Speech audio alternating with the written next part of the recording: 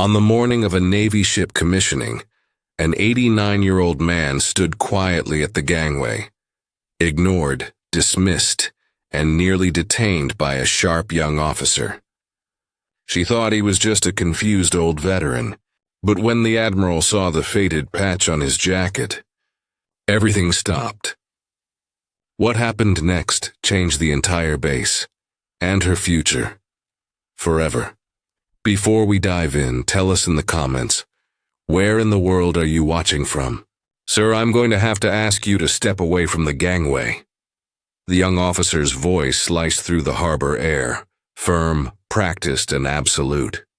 Lieutenant Rostova stood tall in her pressed uniform, the sharpness of her tone matched only by the precision of her posture. The old man before her didn't move. Arthur Corian, 89, kept his gaze fixed on the massive steel flank of the USS Dauntless. He wasn't defying her. He was remembering the smell of salt, the hum of engines, the echo of orders once shouted through wind and fear. To her, he was a rule to enforce. To him, she was a reminder that time had moved on without him. This area is for authorized personnel only, she repeated, impatience threading her voice. Arthur nodded faintly, fingers brushing the worn fabric of his jacket pocket where a folded letter rested, soft from being read too many times.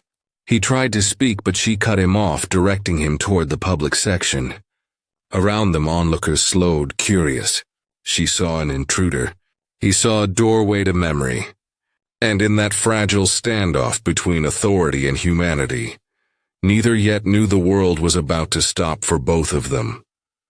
Her eyes dropped to his chest. "What's that supposed to be?" she asked, voice dipped in sarcasm. On Arthur's left breast, half hidden beneath the windbreaker's fold, was a small patch, faded navy blue, its edges fraying, the emblem barely visible, a silver trident piercing a storm cloud. She tapped it with 2 fingers like it was lint.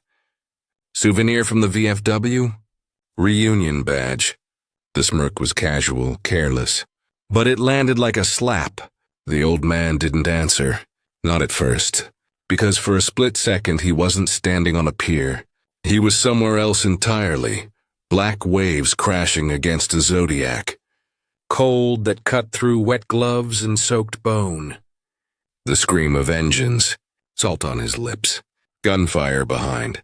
He reached young strong for a teammate slipping from the raft's edge. His hand closed around a sleeve, right over the same patch, only vibrant then, not faded. He held tight as chaos reigned. Then he was back, 89 years old again. The air still, the girl still talking. She had no idea. How could she? To her it was fabric. To him it was blood, brotherhood, and the memory of men who never came home. He simply said, "It's nothing." But it wasn't. Rostova's patience snapped. Her voice rose an inch above regulation calm. "Sir, if you don't comply, I'll have security escort you off this pier." The air between them thickened with tension. The crowd sensed it. Phones lifted, eager for spectacle. Arthur didn't argue. He simply stood there, that same quiet strength in his shoulders. It unsettled her. Just a few yards away, Chief Petty Officer Miller watched the scene unfold, jaw tightening. 30 years in uniform had honed his instincts, and something about this didn't feel right. The old man's stillness wasn't confusion. It was discipline. Miller slipped his phone from his pocket, shielding the screen as he turned away. "Flag bridge," he said quietly. "Get the Admiral, now." His voice carried the weight of certainty. Something's wrong down here. Across the pier, Rostova reached for Arthur's arm, her authority fraying under the gaze of hundreds. Around them, murmurs spread like wind through rigging, people whispering, cameras recording. And somewhere above, on the USS Dauntless, an admiral's aide frowned at the incoming call, words barely audible. "Old man, silver trident patch." The command deck froze. Below, the young officer still believed she was in control. But the tide had already turned. Something larger, older, was moving toward her, unseen, unstoppable.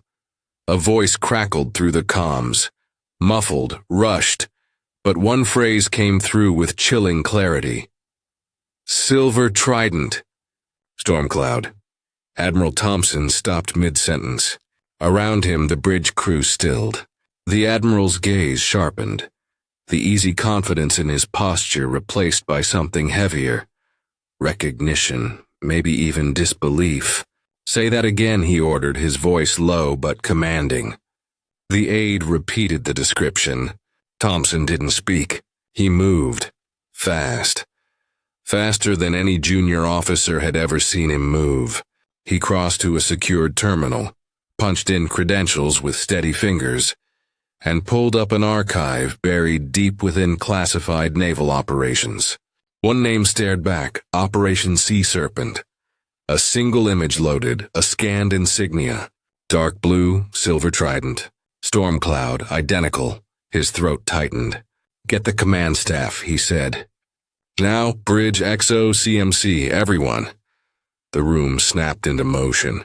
Titles were spoken with urgency. Chairs pushed back. The Admiral straightened his jacket, his expression steel. Below them, someone had made a grave mistake.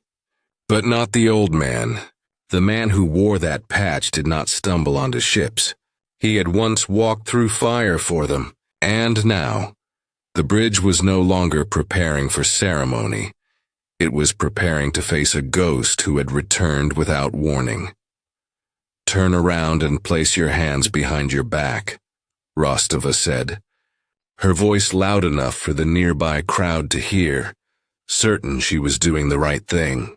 Her gloved hand hovered inches from Arthur's arm. Then, before she could touch him, a voice rang out like a shot across the pier. Lieutenant, stand down. It wasn't barked. It didn't need to be. It carried authority so absolute that the air itself seemed to still. Every head turned. Down the gangway marched Rear Admiral Thompson, flanked by his captain, XO, Command Master Chief, and senior staff. The kind of entourage that didn't walk. They advanced, each step synchronized and deliberate, the sound of their polished shoes striking steel echoing like drum beats. Rostova froze, pale. Phones dropped. Whispers halted. Even the seagulls fell silent. Thompson didn't acknowledge anyone but Arthur. He stopped exactly one pace in front of the old man and looked at him with something approaching reverence. Then sharply, he raised his hand in the crispest salute of his 4-decade career. Mr. Corian, he said, voice thick with restrained emotion, it is an honor. Behind him, the entire command staff followed. A wave of silent salutes cascaded down the line. A dozen high-ranking officers saluting a man in a weathered jacket. Then came the words that turned history right side up. This man led Operation Sea Serpent. He and his men saved over 5,000 lives. This ship was named in their honor. The crowd gasped, not for drama, but for truth finally revealed. In a single moment, everything changed. The man she nearly arrested had once led warriors into fire, and now at last the fire was saluting back. The Admiral turned slowly, his salute still echoing in the minds of all who watched. His eyes landed on Lieutenant Rostova, not with fury, but with the heavy disappointment of a man who had seen too many forget what the uniform truly meant. You stand on a deck bearing the name Dauntless, he said, his voice quiet but razor sharp. A name meant to honor courage in the face of overwhelming odds. Rostova stood at attention, stiff, eyes forward, but her face betrayed the collapse happening behind it. You wear the uniform of the United States Navy, he continued, a symbol built not just on regulations but sacrifice. He took a step closer. And with all that weight on your shoulders, you looked at a living piece of that sacrifice and saw a complication to be handled. His voice didn't rise. It didn't need to. The precision of his words did all the cutting. Your job is to enforce rules. Your duty is to recognize the people those rules were made for. Then, with calm finality, he said, "Report to my flag captain's office at 800. We'll be having a long conversation about what it means to serve." She blinked once. Not in protest, but in shame. Arthur raised a hand, not in objection, but in quiet mercy. The Admiral paused. She was doing her job, Arthur said gently, his voice carrying more weight than any reprimand. Maybe a little too well. A faint smile touched his lips, though his eyes were far away now. Not on the pier, not on the ship, but on a night lost to time. Cold, black, silent. Inside a submarine cabin where 4 men, soaked, shivering and grieving, were handed small cloth patches by a commander who couldn't look them in the eye. "No one will ever know what you did," the CO had whispered, placing the trident patch in their palms. "There will be no medals, no ceremony. This is so you remember what it cost to be dauntless." And he had, every day since. Standing here now, surrounded by salutes and cell phones, Arthur's voice stayed steady. "Don't be too hard on her," he said. "The best lessons are the ones we earn.